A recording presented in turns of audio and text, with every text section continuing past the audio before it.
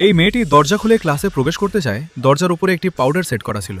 দরজার উপরের সমস্ত সাদা পাউডার পুরোপুরি সাদা হয়ে যায়।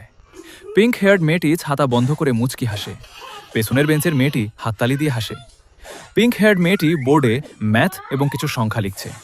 স্বর্ণকেশী ছাত্রী এবং ছাত্রটি পেছনের বেঞ্চের মেয়েটির সাথে ইশারায় ফিসফিস করে তাকে নিয়ে ব্যঙ্গ বা ঠাট্টা করার চেষ্টা করে।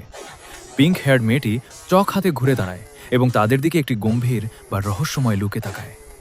ক্লাসের এক ছাত্রী তাকে বলে, এসিটা অন করে দাও। কিন্তু তারা আগের থেকে এসির ভোটে কারেন্ট দিয়ে রেখেছিল। জানি সে শর্ট খায়। কিন্তু টিচার কম চালাক ছিল না। দেখুন কি করে সে সুইচ অন করে দিয়ে এসে চেয়ারে বসে, আর ছেলেরা কত হাসাহাসি করে। পিঙ্ক হেয়ার্ড মেয়েটি টেবিলের ভেতরে হাত দিয়ে দুইটা সাপ বের করে।